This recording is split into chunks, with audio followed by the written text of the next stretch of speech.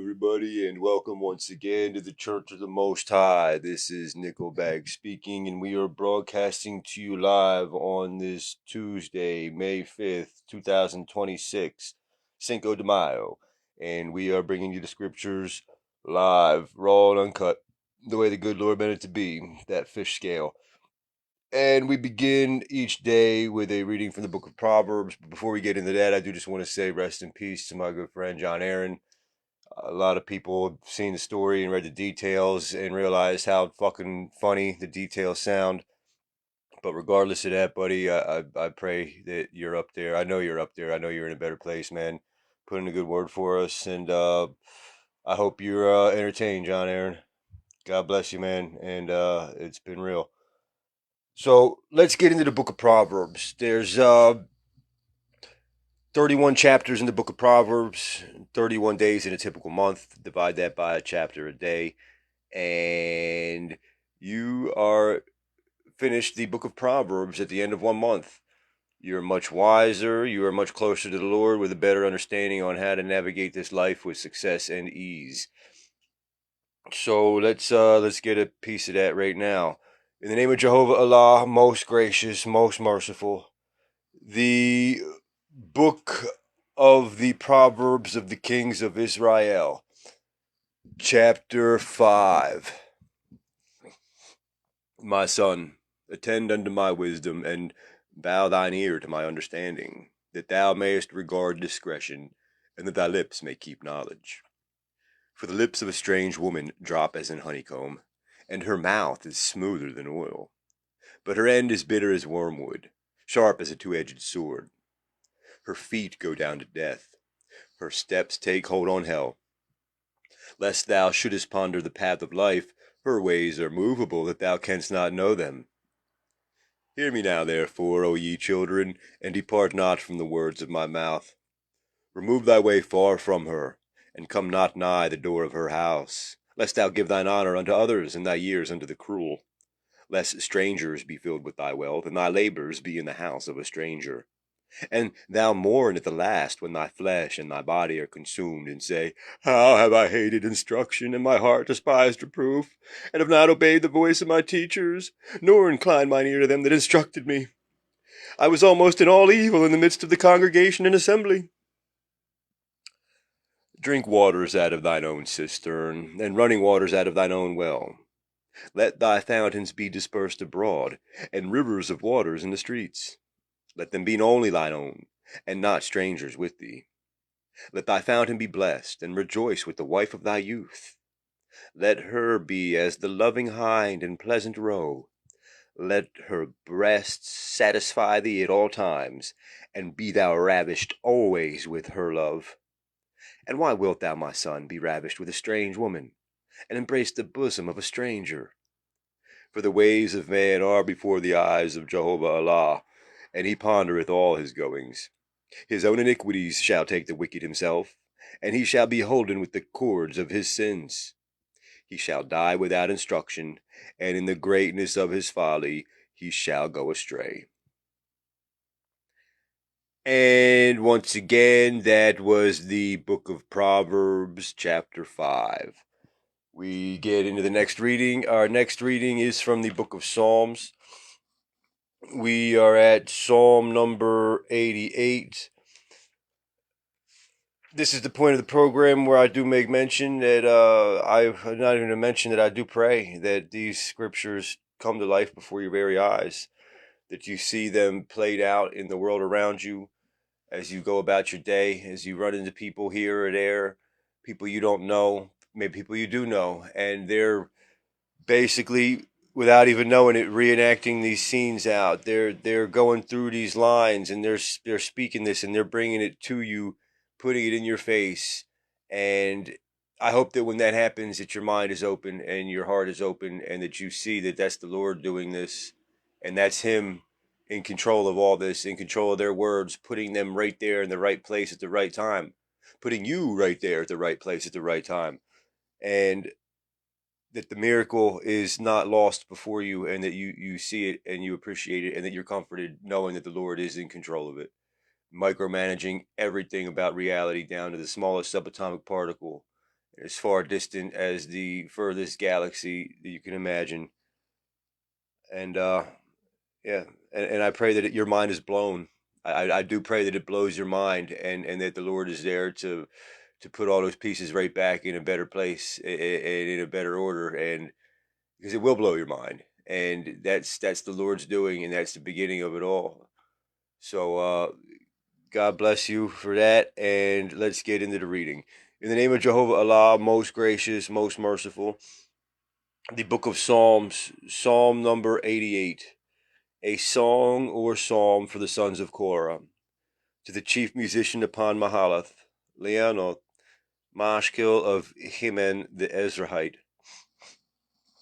O Jehovah Allah, God of my salvation, I have cried day and night before thee. Let my prayer come before thee. Incline thine ear unto my cry. For my soul is full of troubles, and my life draweth nigh unto the grave. I am counted with them that go down into the pit. I am as a man that hath no strength, free among the dead, like the slain that lie in the grave, whom thou rememberest no more, and they are cut off from thy hand. Thou hast laid me in the lowest pit, in darkness, in the deeps. Thy wrath lieth hard upon me, and thou hast afflicted me with all thy waves. All thy waves. Thou hast put away mine acquaintance far from me. Thou hast made me an abomination unto them. I am shut up, I cannot come forth. Mine eye mourneth by reason of affliction. O Yahweh, I have called daily upon thee. I have stretched out my hands unto thee. Wilt thou show wonders to the dead? Shall the dead arise and praise thee? Shall the dead arise and praise thee? Shall thy loving kindness be declared in the grave, or thy faithfulness in destruction? Shall thy wonders be known in the dark, and thy righteousness in the land of forgetfulness? But unto thee have I cried, O Yahweh, and in the morning shall my prayer prevent thee. Jehovah, why castest thou off my soul? Why hidest thou thy face from me? I am afflicted and ready to die from my youth up. While I suffer thy terrors, I am distracted. Thy fierce wrath goeth over me. Thy terrors have cut me off. They came round about me daily like water. They compassed me about together. Lover and friend hast thou put far from me, and mine acquaintance into darkness. And once again, that was the book of Psalms, Psalm number 88. We are going to get into our next reading. Our next reading is from the Quran. We are at Surah number 48. So let's get into that if you'd like to follow along. In the name of Jehovah Allah, most gracious, most merciful. The Quran, Surah number 48. Al-Fath, triumph. Truly we have opened up a path to clear triumph for you, friends, so that Allah may forgive you your past and future sins, complete His grace upon you, guide you to a straight path, and help you mightily. It was He who made His tranquility descend into the hearts of the believers, to add faith to their faith. The forces of the heavens and earth belong to Jehovah Allah.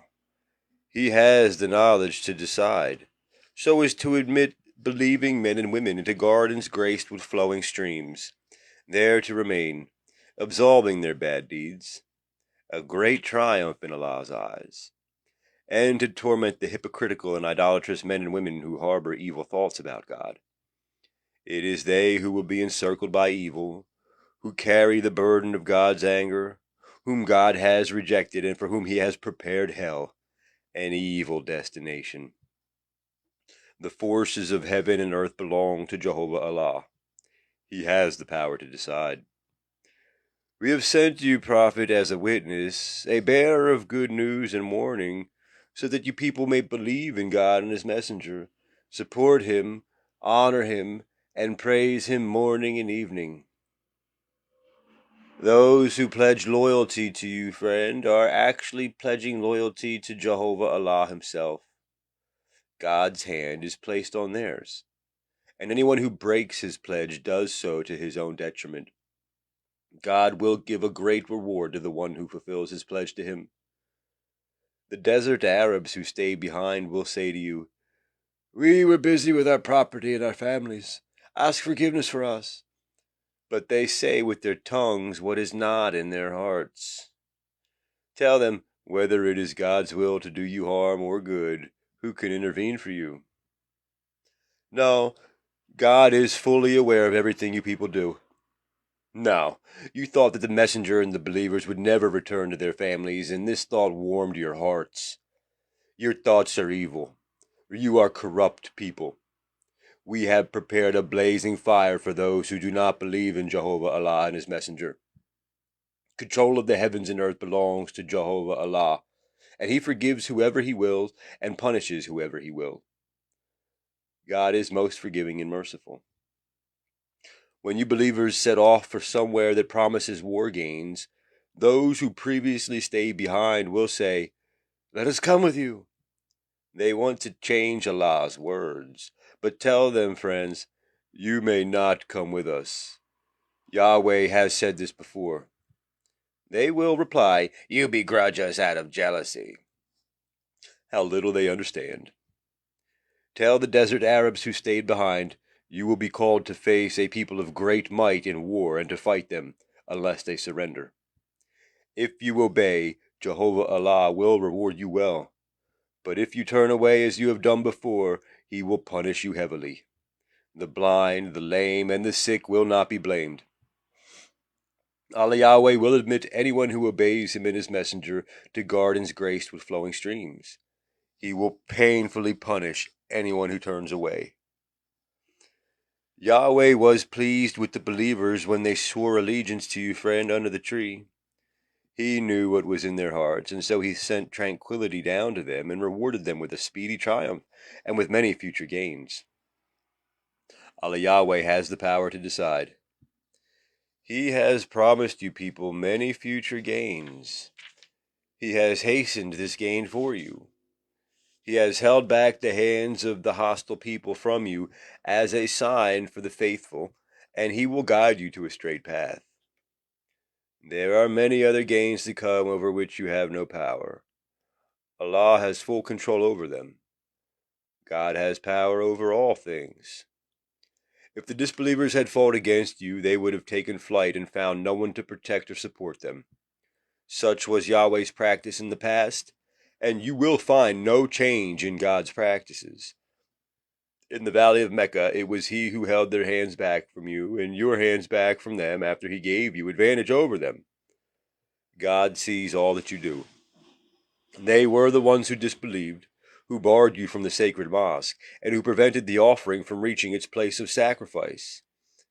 If there had not been among them, unknown to you, believing men and women whom you would have trampled underfoot, inadvertently incurring guilt on their account,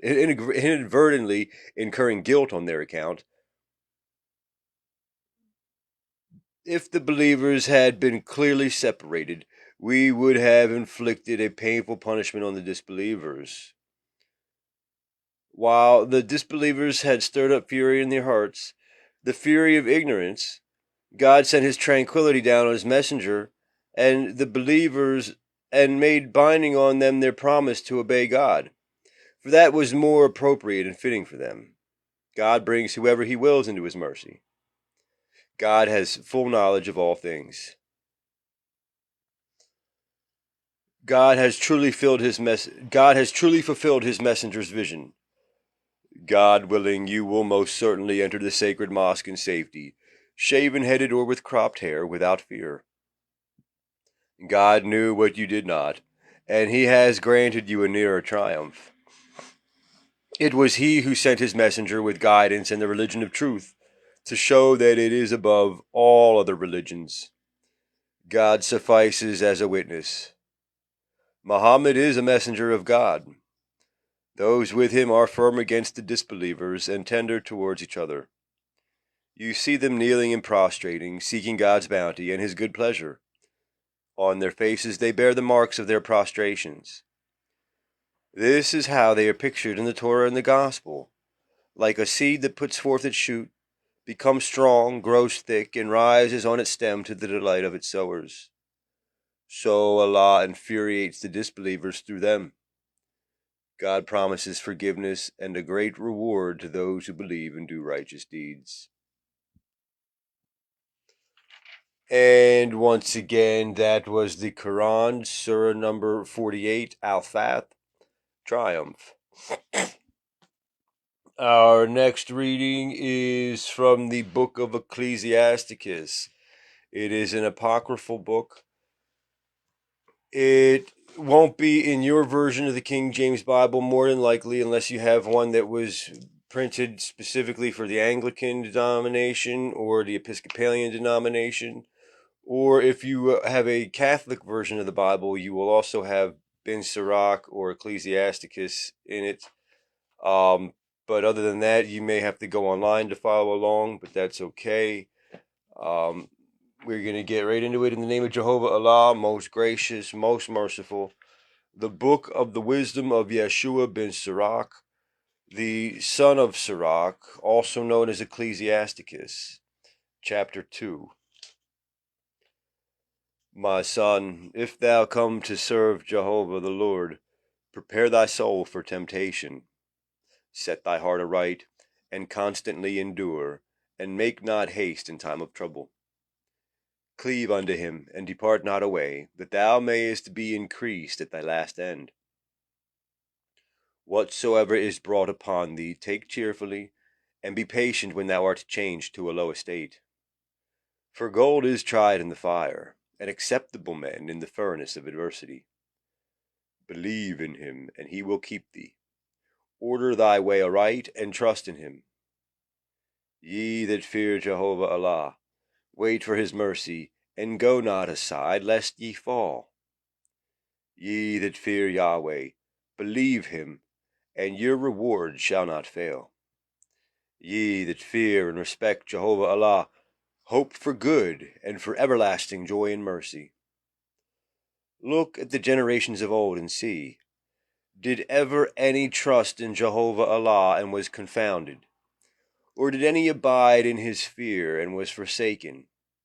Or whom did he ever despise that called upon him?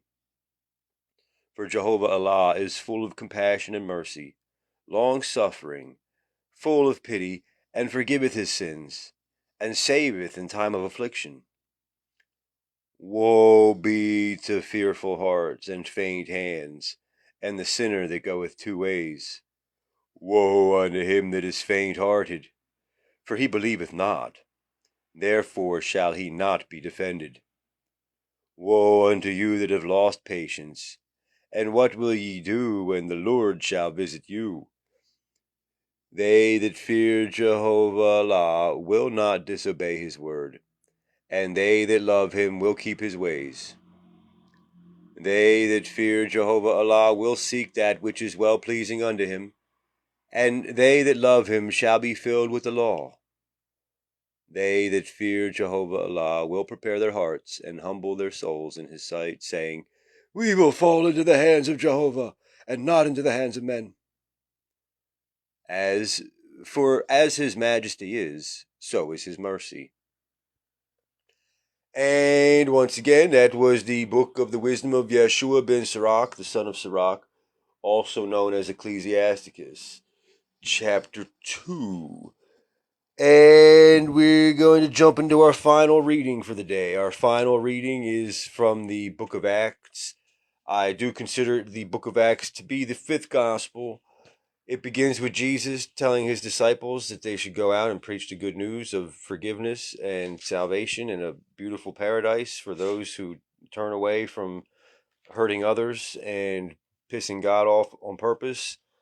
And they are given this information, and then Jesus is basically taken before them, right in front of their eyes, just lifted up to the sky, into outer space, like something out of an alien abduction scene. The only thing they don't show is the UFO, but Jesus is beamed up, basically. And they go forth preaching that good news, that word. And as they do, they begin to do miracles. They begin to heal sick people, cause the paralyzed to walk again. They begin to cause the deaf to hear. They begin doing wonders and miracles in nature, and it is just absolutely miraculous. So many people see it, so many people witness it and testify to it, that the movement cannot be stopped at that point, despite the fact that the Jews of the time are literally trying to put people to death for saying that they saw Jesus do miracles, saying that the apostles did miracles, and they're literally putting people to death, dragging them out by the hair, beating them, whipping them. But so many people seen so many miraculous things that the movement cannot be stopped. They will not be silenced.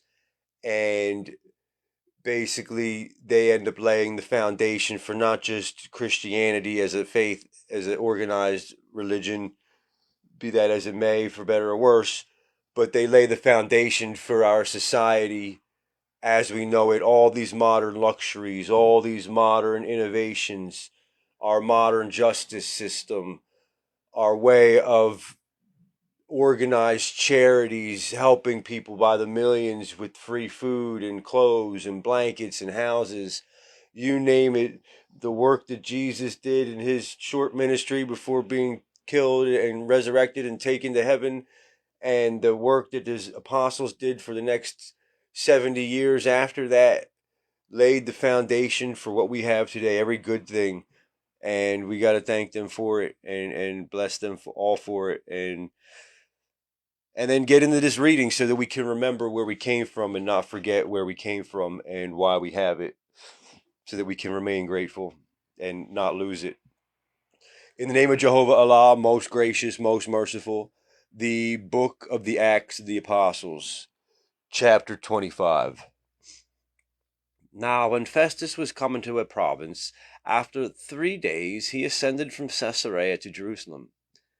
Then the high priest and the chief of the Jews informed him against Paul, and besought him, and desired favor against him, that he would send for him to Jerusalem, laying wait in the way to kill him. But Festus answered that Paul should be kept at Caesarea, and that he himself would depart shortly thither. Let them therefore, said he, which among you are able, go down with me and accuse this man, if there be any wickedness in him. And when he had tarried among them more than 10 days, he went down unto Caesarea, and the next day, sitting on the judgment seat, commanded Paul to be brought. And when he was come, the Jews which came down from Jerusalem stood round about, and laid many and grievous complaints against Paul, which they could not prove. While he answered for himself, Neither against the law of the Jews, neither against the temple, nor yet against Caesar have I offended anything at all. But Festus, willing to do the Jews a pleasure, answered Paul and said, Wilt thou go up to Jerusalem there, and be judge of these things before me? Then said Paul, I stand at Caesar's judgment seat, where I ought to be judged. To the Jews have I done no wrong, as thou very well knowest. For if I be an offender, or have committed anything worthy of death, I refuse not to die. But if there be none of these things whereof these accuse me, no man may deliver me unto them. I appeal unto Caesar. Then Festus, when he had conferred with the council, answered, Hast thou appealed unto Caesar? Unto Caesar shalt thou go. And after certain days King Agrippa and Bernice came unto Caesarea to salute Festus. And when they had been there many days, Festus declared Paul's cause unto the king, saying, There is a certain man left in bonds by Felix, about whom, when I was at Jerusalem, the chief priests and the elders of the Jews informed me, desiring to have judgment against him. To whom I answered, It is not the manner of the Romans to deliver any man to die, before that he which is accused have the accusers face to face, and have license to answer for himself concerning the crime laid against him. Therefore, when they were come hither, without any delay on the morrow, I sat on the judgment seat, and commanded the man to be brought forth, against whom, when the accusers stood up, they brought none accusation of such things as I supposed, but had certain questions against him of their own superstition, and of one Jesus, which was dead, whom Paul affirmed to be alive. And because I doubted of such manner of questions, I asked him whether he would go to Jerusalem and there be judged of these matters. But when Paul had appealed to be reserved unto the hearing of Augustus,